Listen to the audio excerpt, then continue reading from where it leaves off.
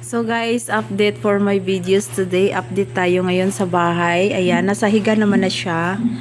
Buo na po yung sahig niya.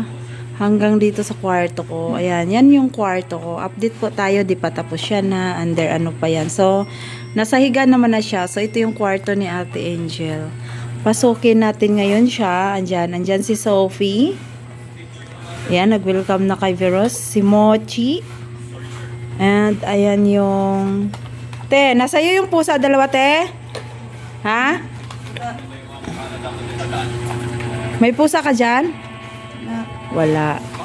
So, ito yung ginawa lang to ni Kuya Tarok. Si Kuya Tarok ang gumawa. So, ayan yung urukan niya. Tatlo. Ayan.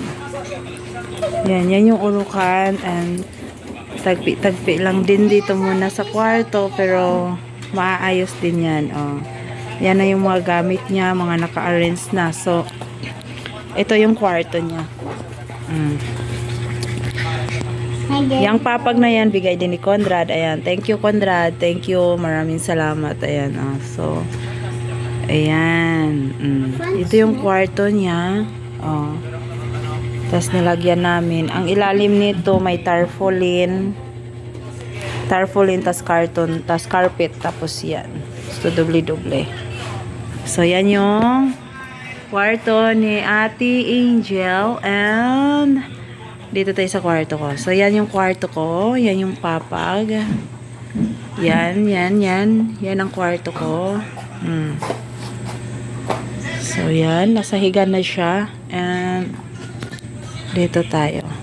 Pasok tayo sa kwarto ko.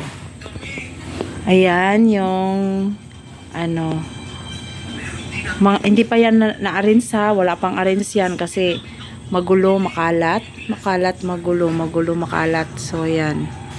Nilabahan ko yan, guys. Nilabahan ko yan. Yan yung tiniklop ko kasi baka ihian ni Sophie. So, dito tayo ngayon sa sala. Ito yung sala. Ito yung parang ano ha, pagpasok namin sa kwarto, ito yon. Yan. Ito bigay lang din to. So, salamat sa nagbigay. Ha?